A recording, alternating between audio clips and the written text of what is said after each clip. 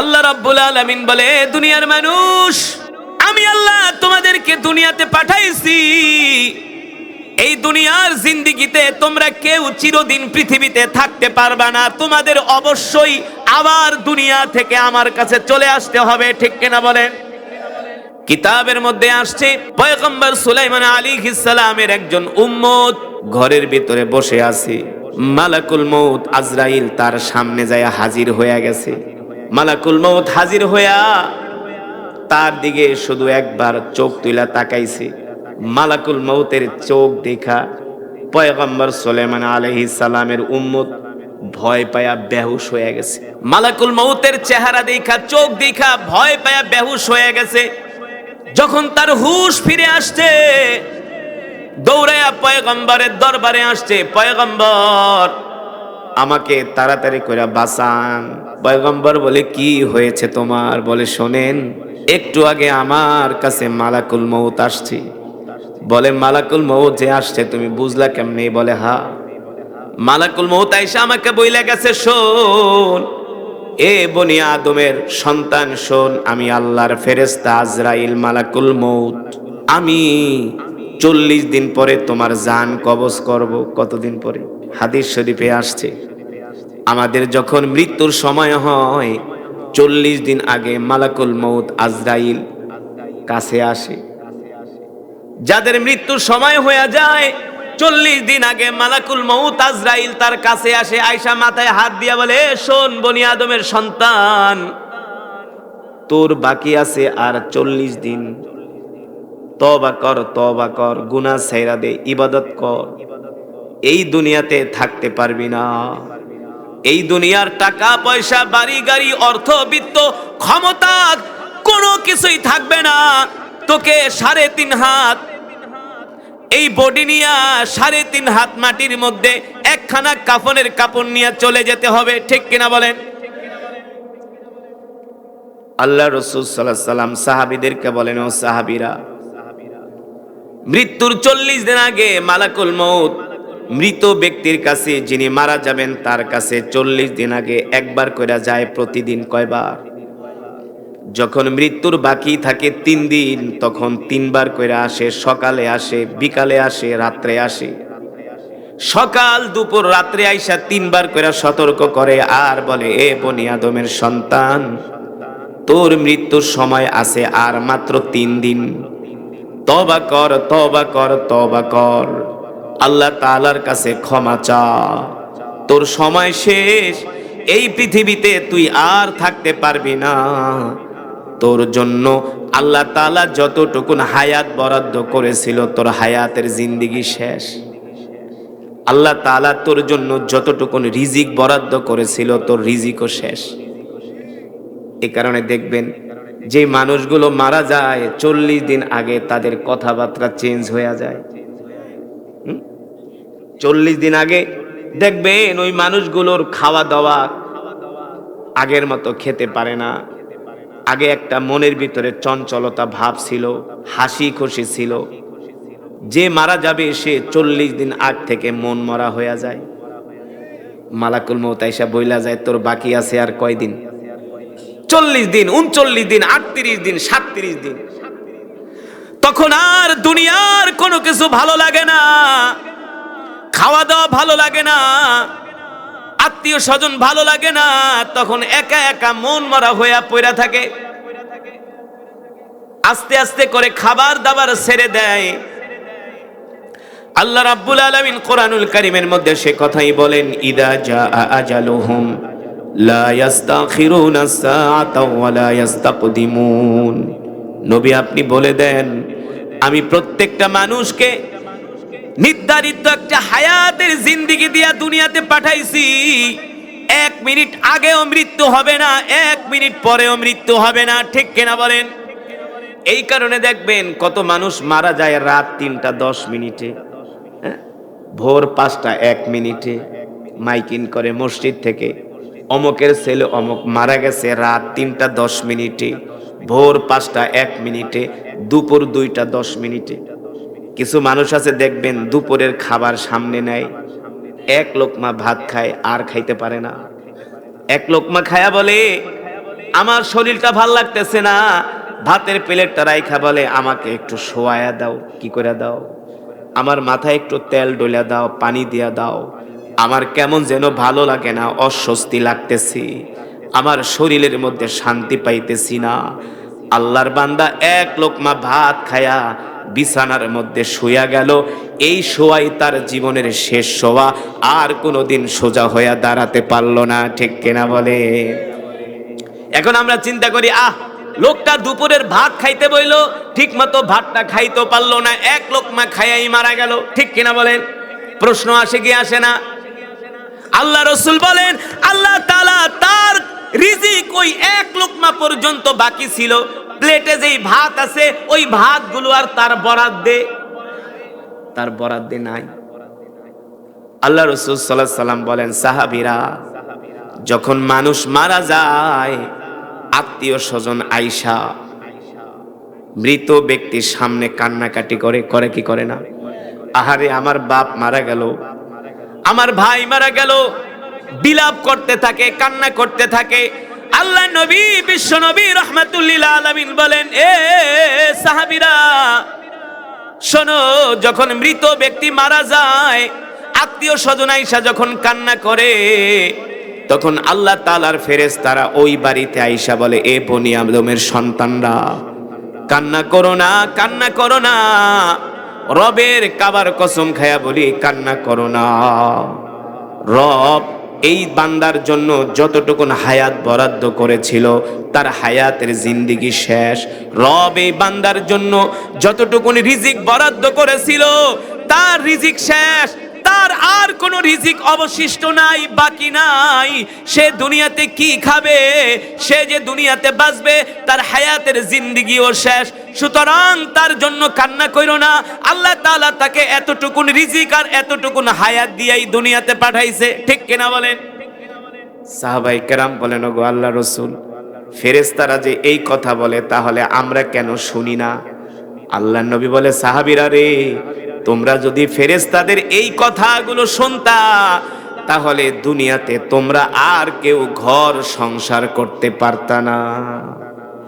ফেরেশতাদের কথা শোনা মাত্র তোমরা মৃত্যুর ভয়ে থরথর করে কাঁপতা, আর জঙ্গলে যায় শুধু বৈশা বৈশা ইবাদত করতা। কারো দ্বারা আর দুনিয়া করা সম্ভব হতো না। বলেন, আমরা যদি জানি আর এক সপ্তাহ পরে আমাদের মৃত্যু হবে, জীবনও ভাত খাইতে পারবেন? কারোর সাথে কথা বলতে পারবেন? পারবেন না। আল্লাহ তাআলা সব জানে বান্দার অবস্থা কি হবে। এই কারণে আল্লাহ তাআলা মৃত্যুর বিষয়টা আল্লাহ তাআলা গোপন রাখছে, প্রকাশ করে নাই যে কোন দিন তোমার মৃত্যু হবে। আল্লাহ রাসূল বলেন, এই কারণে প্রকাশ করে নাই।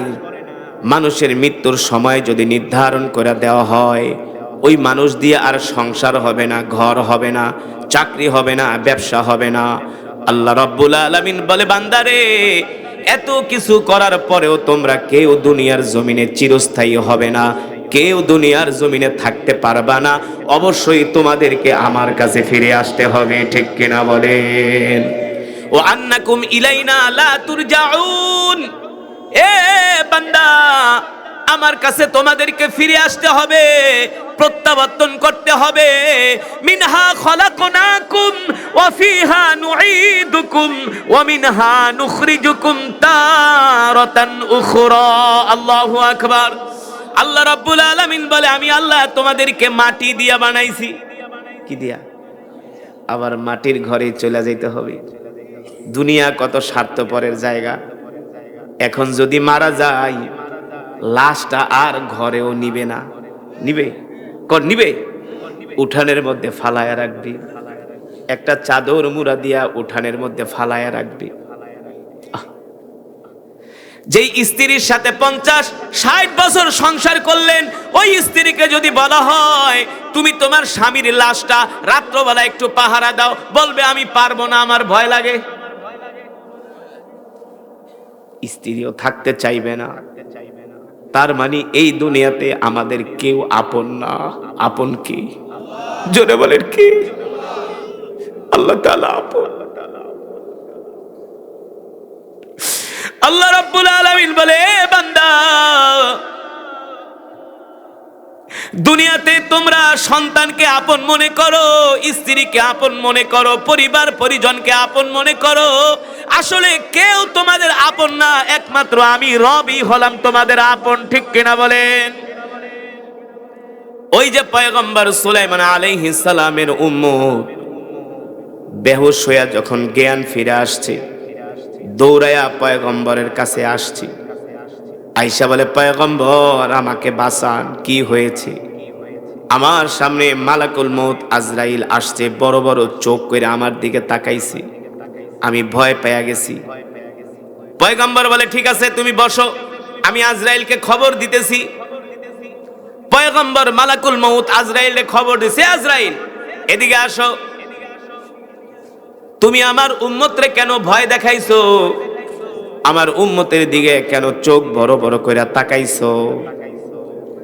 মালাকুল মউত আজরাইল বলে, পয়গম্বর আমি আপনার উম্মতের দিকে চোখ বড় বড় কইরা তাকাই নাই, আমি তার দিকে সাধারণভাবে নরমাল ভাবেই তাকাইছি। পয়গম্বর বলে, উম্মত তোমার দিকে তো মালাকুল মউত ভয়ঙ্কর দৃষ্টিতে তাকাই নাই, সাধারণভাবেই তাকাইছে। পয়গম্বর সুলাইমান আলাইহিস সালামের উম্মত বলে, পয়গম্বর বিশ্বাস করেন তার চোখ দেখে আমি বেহুশ হয়ে গেছি, চোখ দেখে আমি বেহুশ হয়ে গেছি। পয়গম্বর বলে, ঠিক আছে বলো তোমার জন্য আমি কি করতে পারি, তুমি কি করলে খুশি হইবা? বলে, পয়গম্বর আপনার কথা তো জিনেও শোনে, আপনি তো জিনদেরও বাদশা। কাদের? আপনার কথা তো বাতাসও শুনে। আমাকে একটা কাজ করেন, জিনদেরকে বলেন যাতে জেরুজালেম থেকে আমাকে হিন্দুস্তানে কোনো এক জঙ্গলে যায় ফালায় আসে, যেখানে আজরাইল যাইতে পারবো না। তার বুঝ কি? যেখানে আজরাইল যেতে পারবে না। পয়গম্বর সুলাইমান আলাইহিস সালামকে বলে, এই জেরুজালেম থেকে আপনি আমাকে হিন্দুস্তানে ফালায় আসেন। পয়গম্বর মুস্কে হাসি দিয়া বলে, ঠিক আছে। দুইজন জিন ডাক দিছে, এদিকে আসো, আমার এই উম্মতের দুই হাত ধরে হিন্দুস্তানে নিয়ে ফালায় দিয়ে আসো। দুই জিন আইসা তার দুই হাতে ধইরা বাতাসের মতো উড়ায়া তাকে নিয়া জেরুজালেম থেকে হিন্দুস্তানের এক জঙ্গলে ফালায় আসছে। সে কয়, বাবারে বাঁচলাম। কি বাঁচলাম? আজরাইল তো আর এখানে আসবে না। এবার সে জঙ্গলে বসে ইবাদত করতেছে, জঙ্গলের ফলমূল খায়, ভালোই বাঁচতেছে। তাও তো আজরাইলের হাত থেকে বাঁচলাম। এই কথা ভাবতেছে ভাবতেছে, হঠাৎ করে মালাকুল মউত আজরাইল তার সামনে এসে হাজির হয়ে গেছে। তার সামনে এসে হাজির হয়ে গেছে। এবার ওই পয়গম্বরের উম্মত বলে, মালাকুল মউত আমি তো আপনার ভয়ে জেরুজালেম থেকে হিন্দুস্তানে চলে আসছি, আবার আপনি আমার সামনে আসছেন। আল্লাহ তাআলা কোরআনুল কারীমে সে কথাই বলেন, ওমা তাদরি নাফসুম মাযা তাকসিবু গাদা ওমা তাদরি বিআইয়ি আরদিন তামুত।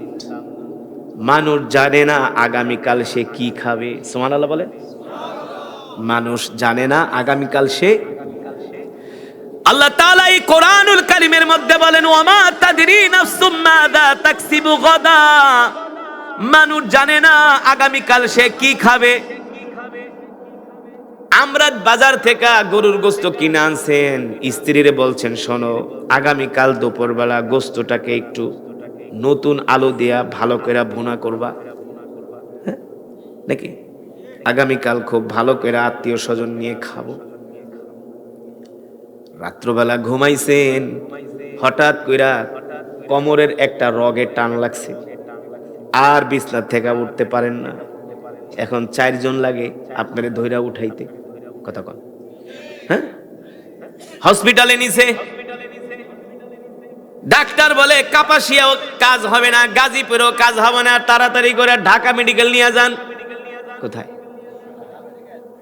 ঢাকা মেডিকেল নিয়ে যান। বলে কি হয়েছে? বলে ঘুমের ঘরে স্ট্রোক করছে, অনেক বড় ধরনের ইনজুরি হয়েছে, নিয়ে গেল আপনারে ঢাকা মেডিকেলে।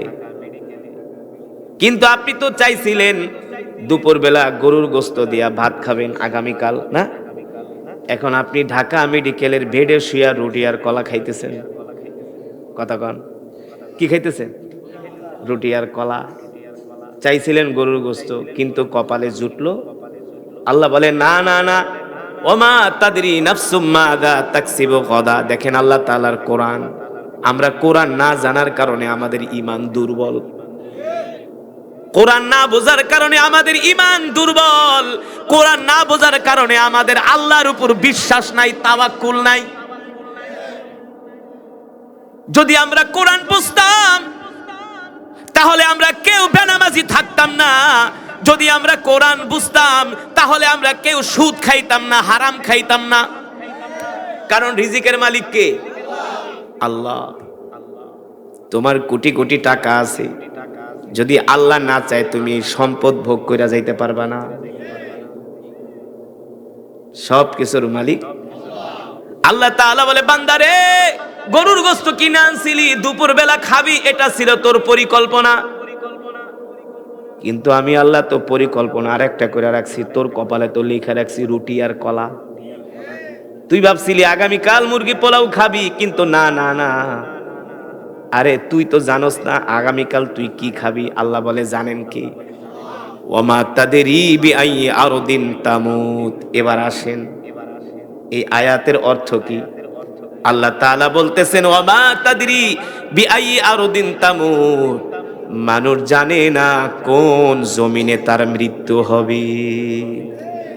মানুষ জানে না কোন জমিনে তার। আপনি আমি জানি কোথায় আমার মৃত্যু হবে। আপনার মৃত্যু কোথায় হবে বলতে পারবেন? পারবো না। 2017 সনে আমি যখন মিশরে পড়াশোনা করি,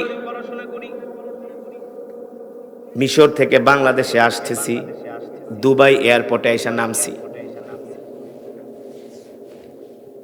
দুবাই এয়ারপোর্টে নেমে যখন বাংলাদেশের বিমানে উঠব, ইমিগ্রেশন ক্রস করে যখন বিমানের গেটে আসতেছি, দেখি দুইটা যুবক ইমিগ্রেশনের পাশে বসে কান্না করতেছে। দুইটা যুবক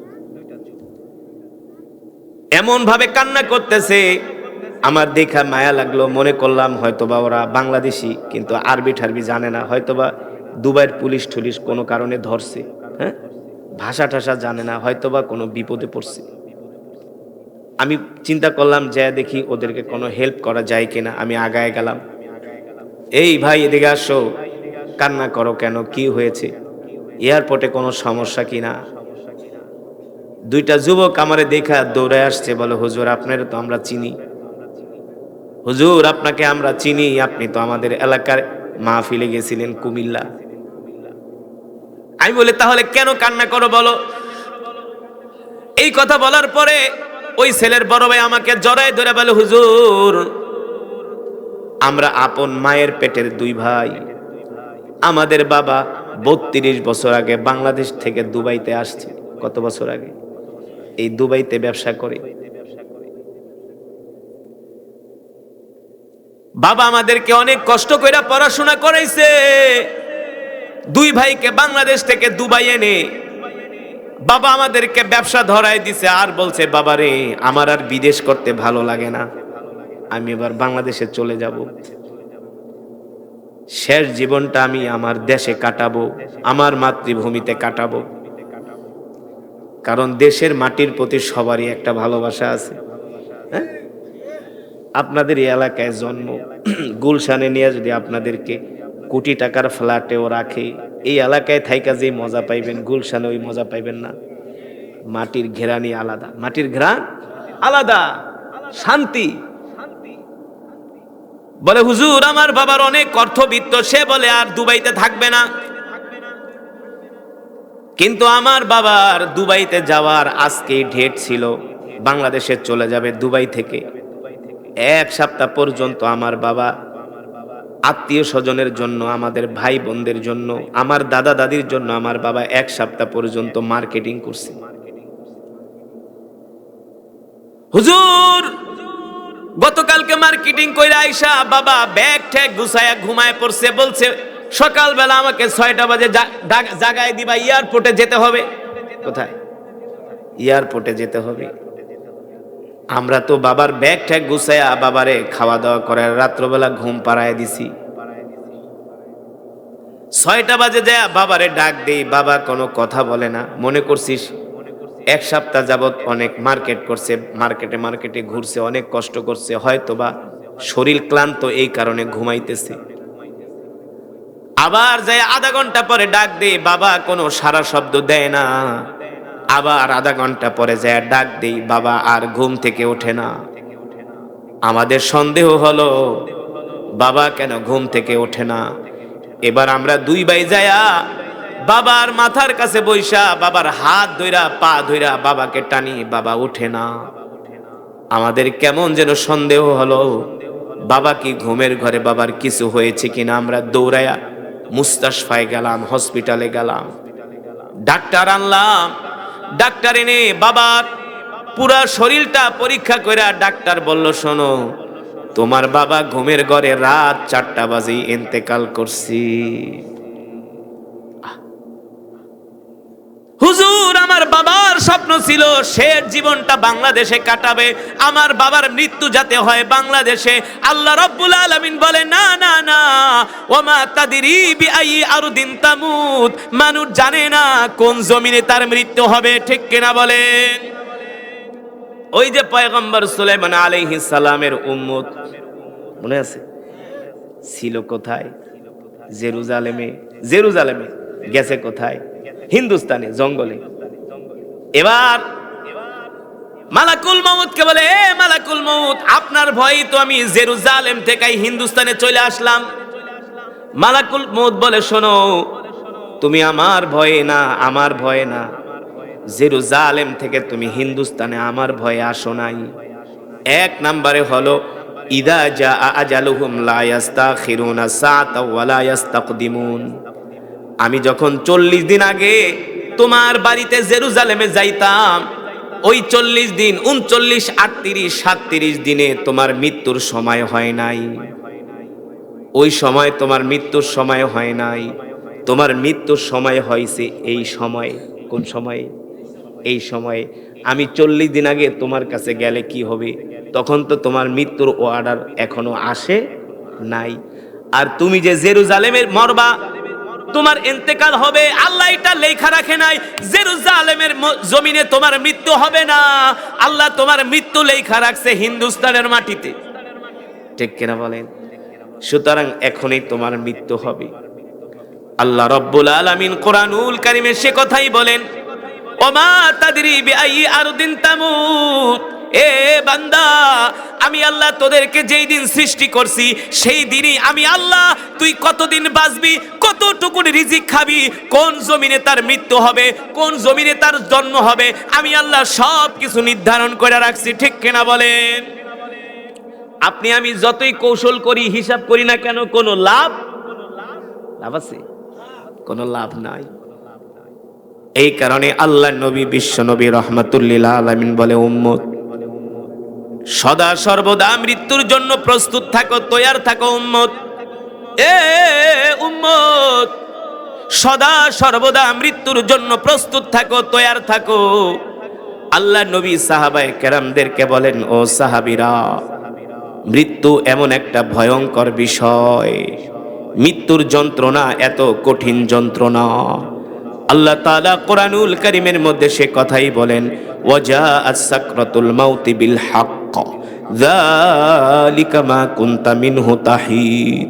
মৃত্যুর যন্ত্রণা থেকে কেউ বাঁচতে পারে নাই, সাকরাতুল মাউত থেকে কেউ বাঁচতে পারে নাই। সাহাবীরা, তোমরাও বাঁচতে পারবা না, আমার উম্মতও বাঁচতে পারবে না।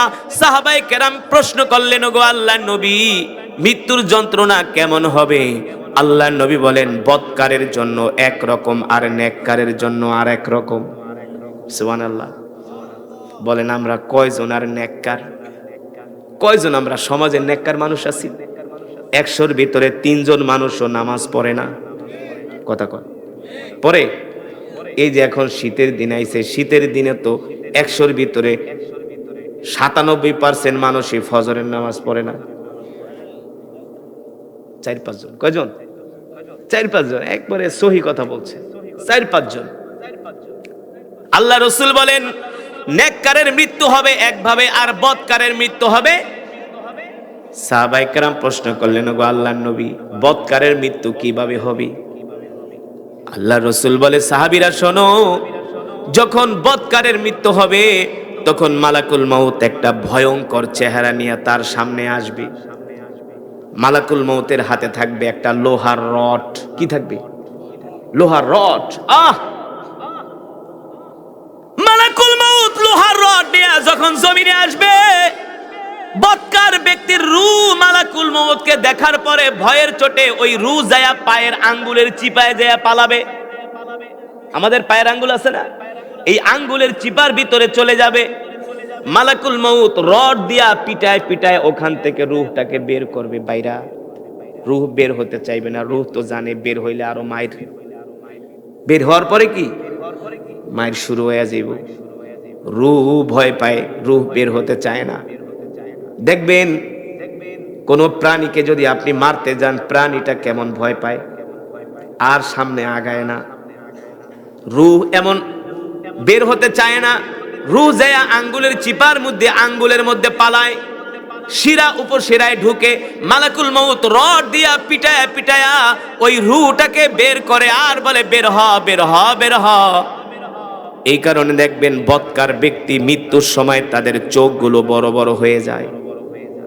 যারা গুনাহগার বদকার, মৃত্যুর সময় তারা অস্বাভাবিক আচরণ করে, তারা পেরেশান হয়ে যায়, ভয় পায়। এত ভয় পায়, তাদের আচরণ দেখলে আশেপাশের মানুষগুলো ভয় পায়। ঠিক কিনা বলেন? সাহাবায়ে কেরাম প্রশ্ন করলেন, ওগো আল্লাহর নবী, কেমন কষ্ট হয় বদকারের মৃত্যু? আল্লাহর নবী বলে, সাহাবীরা শোনো, একটা জীবিত বকরির চামড়া যদি বকরিকে জবাই না করে, একটা জীবিত বকরির চামড়া যদি তার শরীর থেকে খসানো হয়, টেনে টেনে খসানো হয়, ওই বকরিটা যতটুকুন কষ্ট পায়, যন্ত্রণা পায়, এর চাইতে আরো বদকারের মৃত্যু আরো কোটি কোটি গুণ কষ্ট হয়। এত কষ্ট হয় বদকারের মৃত্যু। এই কথা শোনার পরে সাহাবীরা ভয়ে থরথর করে কাঁপতেছে। আল্লাহ নবী বলে, সাহাবীরা ভয় পায় না, শোনো, এবার শোনো নেককারের মৃত্যু কেমন হয়। আল্লাহ নবী বুঝতে পারলেন সাহাবীরা বদকারের মৃত্যুর কথা শুনা সাহাবীরা ভয় পেয়ে গেছে। আল্লাহ নবী বলে, সাহাবীরা ভয় পায় না, আমার উম্মতকে জানায় দিও, যারা নেককার হবে, যারা হবে মুমিন, মৃত্যুর সময় তাদের কোনো চিন্তা নাই। সাহাবায়ে কেরাম প্রশ্ন করলেন, ওগো আল্লাহর নবী, তাহলে আমাদেরকে নসিহা করেন, আমাদেরকে শোনায় দেন, একজন নেককারের মৃত্যু কেমন হবে। আল্লাহর পয়গম্বর বলে, শোনো, একজন নেককার ব্যক্তি যখন মারা যায়, আল্লাহ তাআলা মালাকুল মউত আজরাইলকে বলে, এ মালাকুল মউত আজরাইল, যাও যাও কাপাসিয়ার অমুক গ্রামে যাও, আমার অমুক বান্দার আজকে মৃত্যু হবে, আমার অমুক বান্দা আজকে দুনিয়ার সফর শেষ করে আমার কাছে আসবে। আল্লাহু আকবার। শোনো মালাকুল মউত, আমার বান্দার জান কবজ করতে যাইবা, আমার বান্দাকে কোনো কষ্ট দিবা না। এই বান্দা আমার পেয়ারা বান্দা, আমার বান্দা কোনো দিন নামাজ ছেড়ে দেয় নাই, আমার সাথে কোনো নাফরমানি করে নাই, আমার হুকুম ছেড়ে দেয় নাই। আমার বান্দা শীতের ভিতরে উঠা ঠান্ডা পানি দিয়া ওযু কইরা আমার বান্দা ফজরের নামাজ পড়ছে, ফজরের পরে জিকির করছে, 5 ওয়াক্ত নামাজ আমার বান্দা জামাতের সাথে আদায় করছে।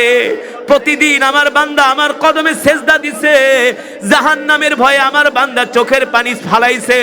এ মালাকুল মউত আজরাইল, আমার বান্দাকে কষ্ট দিবা না।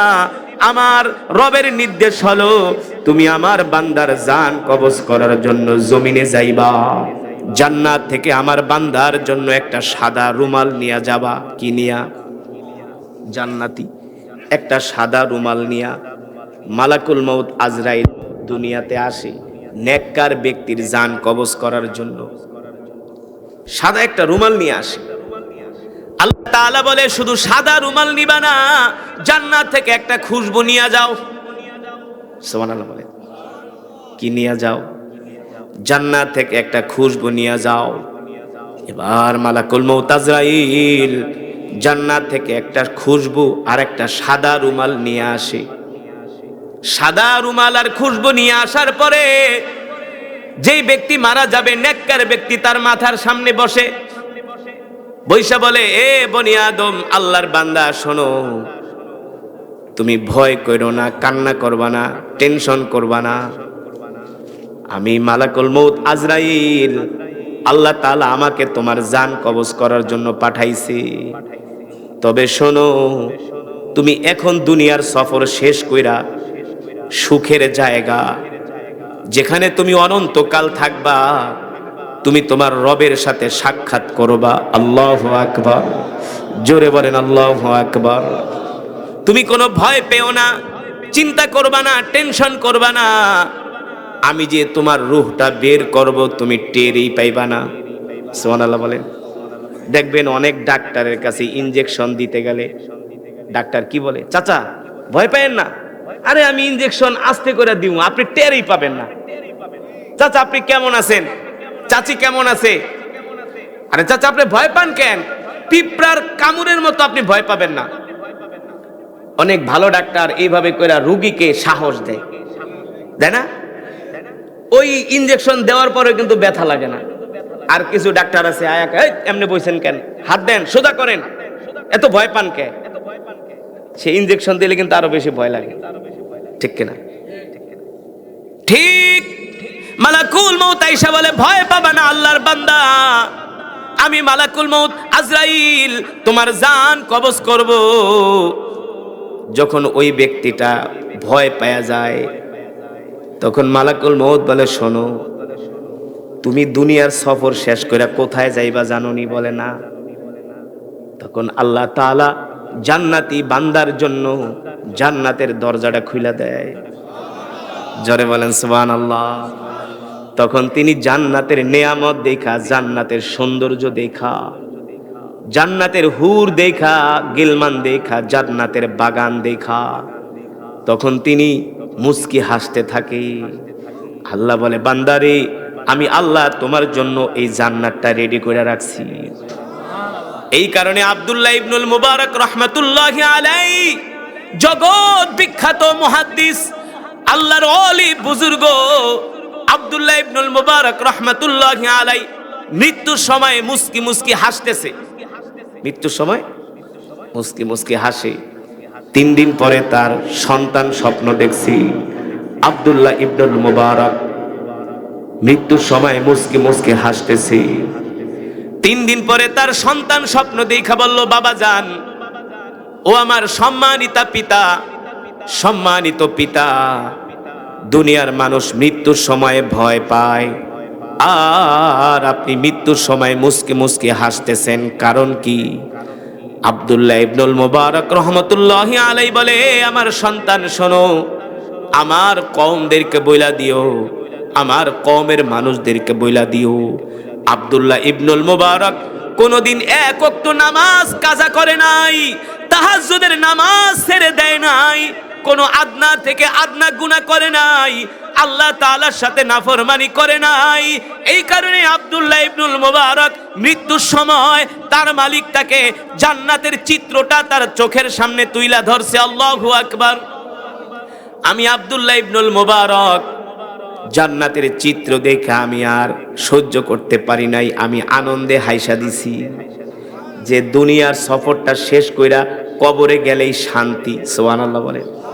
এই যে আমরা দুনিয়াতে বাঁচতেছি, যত অর্থ থাকুক, টাকা থাকুক, পয়সা থাকুক, একটা না একটা অশান্তি আছেই, আছে না?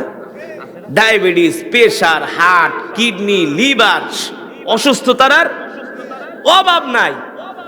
যার ডায়াবেটিস তার তো পুরা জিন্দিগিটা একবারে তামাতামা হয়ে গেছে। ডায়াবেটিস, ডাক্তারকে ভাত খাইবেন না, রুটি খাইবেন না, ফল খাইবেন না, মিষ্টি খাইবেন না, তাই খাইবোটা কি? অথচ টাকার অভাব নাই। আগে গরুর গোশত খাইতো, ডাক্তারকে গরু খাওয়াও নিষেধ, খাসি খাওয়াও নিষেধ। অর্থ আছে, টাকা আছে, পয়সা আছে, কিন্তু খাওয়া যাচ্ছে না। এই জিন্দিগি, এই দুনিয়া, থাইকাও কোনো কিছু নাই, কোন থেকেও কোনো কিছু নাই, শান্তি নাই। আল্লাহ তাআলা বলে, বান্দারে, আমি আল্লাহ তোমাদের জন্য এমন জান্নাত বানায় রাখছি, যেই জান্নাতের ভিতরে কেউ কোনোদিন অসুস্থতা হবে না। কেউ কোনোদিন অসুস্থ হবে না। গরু খাওয়া নিষেধ, খাসি খাওয়া নিষেধ, এইটা খাওয়া নিষেধ, সেইটা খাওয়া নিষেধ, এটা জান্নাতের ভিতরে থাকবে না। জোরে বলেন সুবহানাল্লাহ। খালি খাইবা, কি করবা? ভাত, জান্নাতের ভিতরে বাথরুমও হবে না, প্রস্রাবও হবে না। বাথরুম করা, প্রস্রাব করাও একটা ঝামেলা। এই শীতের দিনে ঘুমাইছেন, রাত 2টা বাজে ধরছে প্রস্রাবে, কম্বল সরায়া প্রস্রাব করা যে কত কষ্ট। শান্তি আছে? এই চোখটা লাগেছে। মানে আমরা যারা একটু জুয়ান তারা যাও এক ঘুমে 3-4 ঘন্টা 5 ঘন্টা পার করি, কিন্তু আপনারা যারা একটু বয়স্ক 1-2 ঘন্টা পরে এই প্রস্রাবে ধরে। শান্তি আছে? শান্তি নাই। দুনিয়া শান্তির জায়গা না। আসলে আমরা তো চিন্তা করি না, হিসাব নিকাশ করি না। আল্লাহ তাআলা বলে, বান্দা রে, এ বান্দা, একটু কষ্ট কর, একটু কষ্ট কর।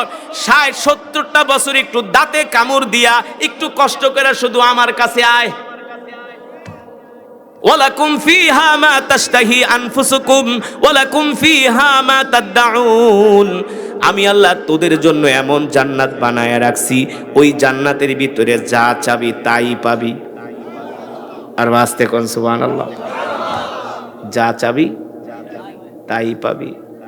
শুধু কল্পনা করবি, চোখের সামনে এসে হাজির হয়ে যাবে। জোরে বলেন সুবহানাল্লাহ। তোমাদের জন্য থাকবে আঙ্গুরের বাগান। কিসের বাগান? হাদাইক ওয়া আনাবা। ইনাবুন মানে আঙ্গুর, হাদিকাতুন মানে বাগান। আল্লাহ তাআলা বলে হাদাইক ওয়া আনাবা, আমি আল্লাহ জান্নাতে তোমাদের জন্য আঙ্গুরের বাগান বানায় রাখছি। সুবহানাল্লাহ বলেন। বেদেনার বাগান থাকবে, মধুর নহর থাকবে, শরবতের নহর থাকবে। ওই শরবত পান করবেন আর শক্তিশালী হবেন। যা মন চায় তা খাইবেন, গ্যাস্ট্রিক হইব না। গ্যাস্ট্রিকের ওষুধ খাইতে হইব না। এখন তো গ্যাস্ট্রিকের ওষুধ খাইতে খাইতে পুরা জিন্দিগি শেষ। যে গ্যাস্ট্রিক হবে না, প্রেশার বাড়বে না, ডায়াবেটিস হবে না। খাবেন আর শুধু শক্তি আর শক্তি। তাইলে বলবেন, হুজুর এত খাবার কোথায় যাবে? আল্লাহর নবী বলেন, জান্নাতে একটা ঢেকুর মারবা, ঢেকুরের সাথে তোমার খাবার হজম হয়ে যাবে। আহ, কত সুন্দর জান্নাত। আল্লাহু আকবার। জোরে বলেন আল্লাহু আকবার। বিশ্বাস হয় না? এত সুন্দর জান্নাত আল্লাহ বানায় রাখছে। এবার বিশ্বনবী রাহমাতুল্লিল আলামিন বলে, এ সাহাবীরা, ওই জান্নাত পাইতে হলে তো আগে তোমাদেরকে মৃত্যুর ঘাটি অতিক্রম করতে হবে। ঠিক কিনা বলেন? যার মৃত্যু সুন্দর তার জন্য জান্নাত সহজ, আর যার মৃত্যু কঠিন তার জন্য জাহান্নাম। সাহাবায়ে কেরাম বলেন, ওগো আল্লাহর নবী, এবার বলেন নেককারের মৃত্যু কেমন হবে? আল্লাহর নবী বলেন, ওই যে মালাকুল মউত আজরাইল জান্নাত থেকে একটা সাদা শুভ্র রুমাল নিয়ে আসবে, আর একটা জান্নাতের খুশবু নিয়ে আসবে। আয়েশা তার মাথার কাছে বসবে। এবার মাথার কাছে বইসা বলবে, বন্ধু চিন্তা করো না, ভয় পাও না, আমি তোমার জন্য জান্নাত থেকে একটা খুশবু নিয়ে আসছি। সুবহানাল্লাহ বলেন। মানুষকে দেখবেন অপারেশন করার আগে একটা অ্যানেস্থেসিয়া লাগায়। ওই অ্যানেস্থেসিয়া লাগাইলে আর চামড়া কাটলে কিন্তু অনুভব করা যায় না। যারা জান্নাতি হবে, আল্লাহ তাআলা ওই মালাকুল মউতকে বলবে, জান্নাত থেকে খুশবু নিয়ে যাও। মালাকুল মউত আয়েশা একটু খুশবু, সুগন্ধি তার নাকের ভিতরে লাগায় দিবে। দেখেন কত বাস্তব। নাকের ভিতরে খুশবু লাগাইলে কি করেন? কি করেন বলেন? একটা নিঃশ্বাস নেন না? নিঃশ্বাস নিলে কি হয়? চোখ দুইটা বন্ধ হয়ে যায় না? একটা অনেক দামি একটা সুগন্ধি খুশবু লাগাইছেন, লাগানোর পর একটা নিঃশ্বাস নিছেন, আহ কত সুন্দর, চোখ দুইটা বন্ধ হয়ে যায়। আল্লাহর নবী বলেন, ওই জান্নাতের নাকের কাছে যখন মালাকুল মউত ফেরেশতা খুশবু ধরবে, খুশবু নাকের কাছে লাগানোর সাথে সাথে এক টান দিয়া জান্নাতি ব্যক্তি ঘুমায়া পড়বে। আর ঘুমের ঘরে মালাকুল মউত তার আত্মাটা, রূহটা বের করে নিবে, সে টেরও পাবে না। জোরে বলেন সুবহানাল্লাহ। কত সুন্দর মৃত্যু।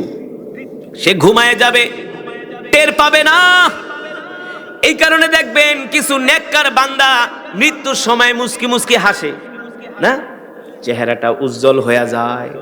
চেহারাটা সুন্দর হয়ে যায়, হ্যাঁ, চেহারাটা ধপধপ মনে হয় নূর চমকাইতেছি। সে তো জান্নাতের খুশবুর ঘেরান পায়া এক টান দিয়া ঘুমায় গেছে। ঘুমের ঘরে মালাকুল মউত তার রূহ কবজ কইরা নিছে, সে টেরও পায় নাই। আল্লাহু আকবার। এবার তার দুনিয়ার জিন্দেগির সফর শেষ। এবার তাকে কবরের মধ্যে শোয়ানো হবে। কি করা হবে? যখন মানুষগুলো তাকে গোরস্থানের কাছে নিয়ে যাবে, সে মনে করবে, আল্লাহ রসুল বলেন আমরা যেমন স্বপ্নের ভিতরে মারা যাই, যাই না? আল্লাহ নবী বলেন যারা মারা যায় তাদেরকে যখন গোরস্থানে নিয়ে যায় তখন মনে করে সে স্বপ্ন দেখতেছে, স্বপ্ন। তাকে খাটিয়ায় কইরা নিতেছে, কবরে নামাইতেছে, মনে করবে স্বপ্ন দেখতেছি। যখন দুইজন কবরের ভিতরে নাইমা দুই দিক থেকে দুইটা গামছা দিয়া তার লাশটা যখন কবরের ভিতরে রাখে, একটা একটা করে যখন বাঁশের চারা দেয়, বাঁশের চারাই দেওয়ার পরে কলা পাতা দেওয়ার পরে যখন মাটি দেয়, আস্তে আস্তে কইরা কবরটা অন্ধকার হয়ে যায়। তখন ওই মৃত ব্যক্তি বলে, এ আমার ভাই, ও আমার সন্তান, ও আমার চাচা, আমি তো তোমাদেরকে চিনি। তোমরা আমাকে অন্ধকার কবরে রাইখা কোথায় যাইতেছো?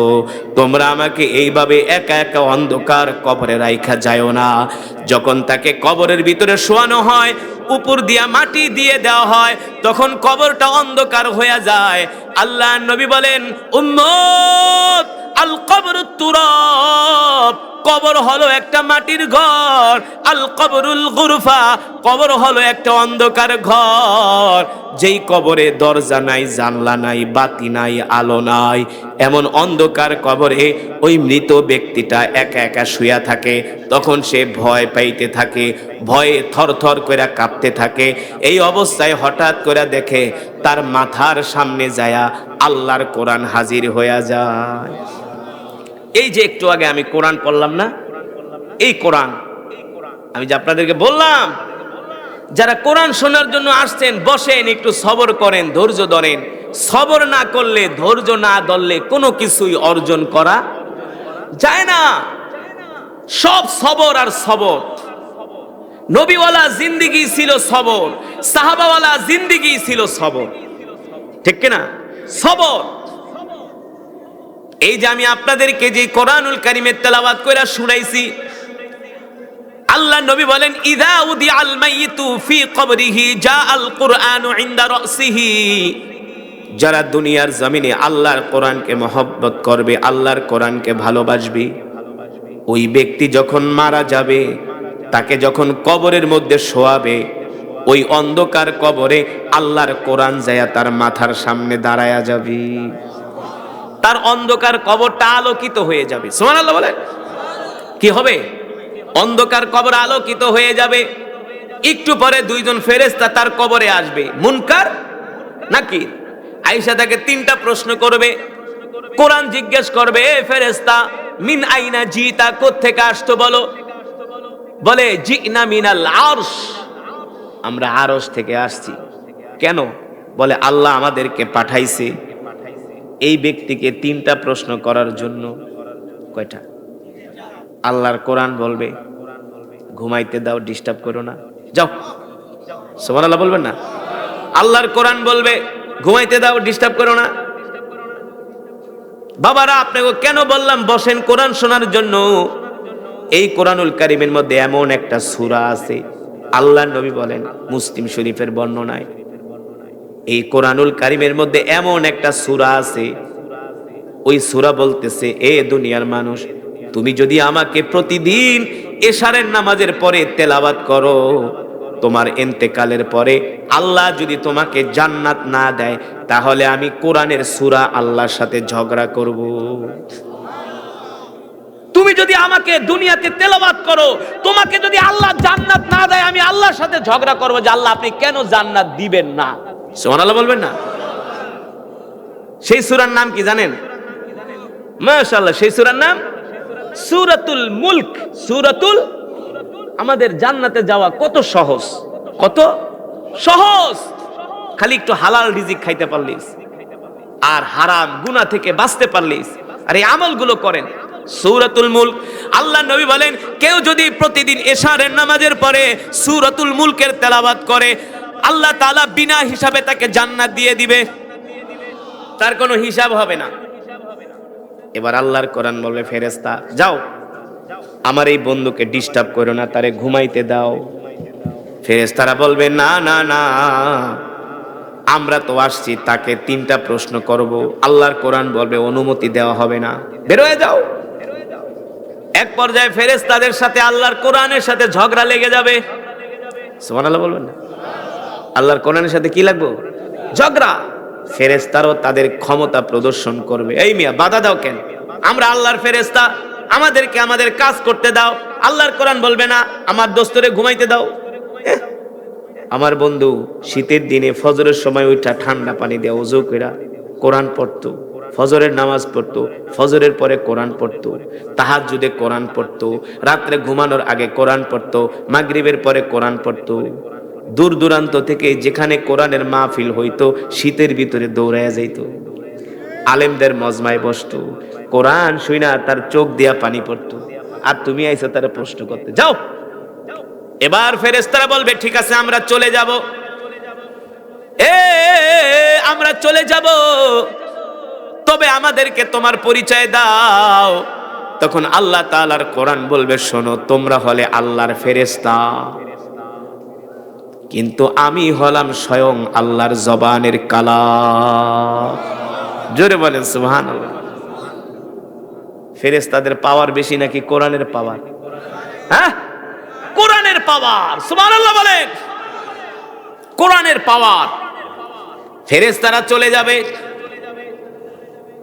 আল্লাহ তাআলা হাসরের ময়দান কায়েম করবে।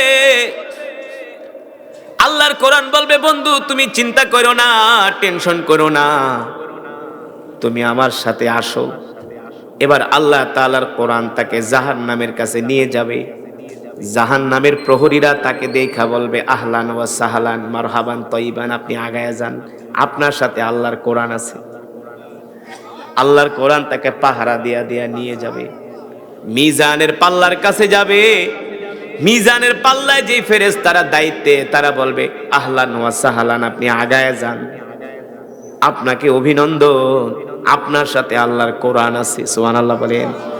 আপনার নেক আমল মিজানের পাল্লায় দেওয়ার কোনো প্রয়োজন নাই, সরাসরি আল্লাহর কোরআন আপনার সাথে আছে। এবার চলে যাবে পুলসিরাতের কাছে। এইটাই হলো আসল ঘাটি, এটাই হলো এমন পুলসিরাত, চুলের চেয়ে চিকন, হীরার চেয়ে ধার। এমন পুলসিরাতের কাছে যাবে যেই পুলসিরাত থেকে 1000-এর মধ্যে 999 জন সিটকে জাহান্নামে পড়ে যাবে। ওই পুলসিরাত দেইকা ভয় পাইতে থাকবে ওই ব্যক্তি, থরথর করে কাঁপবে। আল্লাহর কোরআন বলবে, বন্ধু ভয় পাও না, ভয় পাও না, তোমার হাত আমার কাছে দাও, আমি তোমাকে পুলসিরাত পার করে দিব। পুলসিরাত পার কইরা এবার তাকে জান্নাতের ভিতরে ঢুকাই দিবে। জান্নাতে ঢুইকা দেখবে এত সুন্দর জান্নাত। এবার প্রশ্ন করবে, এই আপনি আপনার পরিচয় দেন, আপনি না থাকলে তো আমি ধরা খেয়ে গেছিলাম, কে আপনি? বলে, আমাকে চিনো নাই, আমি সেই কোরআন, যেই কোরআনের জন্য তুমি কষ্ট করছো, যেই কোরআনের জন্য মেহনত করছো, যেই কোরআন পড়া গুনাহ করো নাই, নাফরমানি করো নাই, ঠিক কিনা বলেন? যেই কোরআন পড়ে আমল করছো, হালাল রিজিক খাইছো, হারামকে দূরে রাখছো, যেই কোরআনের জন্য তুমি তোমার জান, তোমার মাল, তোমার রক্ত আল্লাহর জমিনে ঢালছো, সেই কোরআন আমি, তুমি দুনিয়াতে আমাকে ভালোবাসছো, এবার আখেরাতে আমি তোমাকে ভালোবাসা তোমাকে আমি আল্লাহর জান্নাতে পৌঁছায় দিয়ে গেলাম। থাকো, আর কোনোদিন তোমাকে এই জান্নাত থেকে বের করা, তোমাকে আর কোনোদিন এই জান্নাত থেকে বের করা। তাহলে আমরা কি সেই জান্নাতে যাইতে চাই? যাইতে চাই? আল্লাহ আমাদের কবুল করুন বলি আমিন।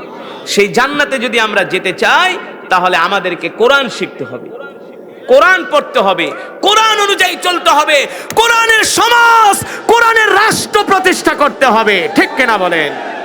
এছাড়া বিকল্প কোনো পথ নাই। এই কোরআন শুধু খতম পড়ার জন্য নাজিল হয় নাই, এই কোরআন দিয়া তাবিজ লেখার জন্য কোরআন নাজিল হয় নাই, কোরআন দিয়া শুধু পানি পড়া দিবে এই কারণে কোরআন নাজিল। আপনারা বুঝতেন, জানতেন, আপনারা কান্না করতে করতে চোখের পানিতে আপনাদের দাড়িগুলো ভিজে যেত, কলিজা ফেটে যেত যে আয়াতে কারিমাগুলো আমি তেলাওয়াত করছি। এত কঠিন কঠিন কথা আল্লাহ তাআলা এই আয়াতের মধ্যে বলছে। আমি যে একটা আয়াত বারবার পড়ছি, এমনি পড়ি নাই, আমি তো অর্থের দিকে তাকায়া পড়ছি যে আমার রব এই কোরআনের মধ্যে কি বলতেছে। আল্লাহ তাআলা আমাদেরকে সতর্ক করছেন, সাবধান করছেন, এ দুনিয়ার মানুষ, এ আমার বান্দারা, শুনে রাখো, একদিন এই পৃথিবী ছেড়ে একটু কমাও, তোমাদের সকলকে কবরে চলে যেতে হবে। ঠিক কিনা বলেন? এই যে শীতের ভিতরে মাহফিলে আসছেন, এই মাহফিল থেকে আমরা কেউ বাড়িতে ফিরে যেতে পারবো এর কোনো গ্যারান্টি আছে? আছে? এক সেকেন্ডের কেউ গ্যারান্টি দিতে পারবে না। গত 3 দিন আগে এই যে আমি মাহফিলে আসছি, আমি যে ঢাকায় ফিরে যেতে পারবো কিনা কোনো গ্যারান্টি নাই। গত 3 দিন আগে এক বক্তা ওয়াজ করতে করতে স্টেজের ভিতরেই মারা গেছে। দেখছেন আপনারা? বয়ান করতেছে, বয়ান চলা অবস্থায়, বয়ানরত অবস্থায় সেই স্টেজের মধ্যে মারা গেছে। তো মানুষের মৃত্যু কত কাছে। আল্লাহ রাব্বুল আলামিন কোরআনুল কারীমের মধ্যে সে কথাই বলেন, এ বান্দা, আমি আল্লাহ তোমাদেরকে দুনিয়াতে পাঠিয়েছি একমাত্র আমার ইবাদত করার জন্য। আমি আল্লাহ তোমাদেরকে দুনিয়াতে পাঠিয়েছি একমাত্র আমার গোলামি করার জন্য। ঠিক কিনা মুসলমান? আল্লাহ তাআলা বলে, বান্দারে, তোমরা কি ভেবেছো আমি আল্লাহ তোমাদেরকে এমনি এমনি সৃষ্টি করছি? আল্লাহ তাআলা বলে, না না না, এত সুন্দর 2টা হাত, এত সুন্দর 2টা চোখ, এত সুন্দর 2টা ঠোঁট, কথা বলার জন্য এত সুন্দর একটা জবান আল্লাহ আমাদেরকে দান করছে। ঠিক কিনা বলেন? আমাদের চোখ কয়টা? কয়টা? 2টা। কোরআনের ভিতরে আছে, আলাম নাজআল লাহু আইনাইন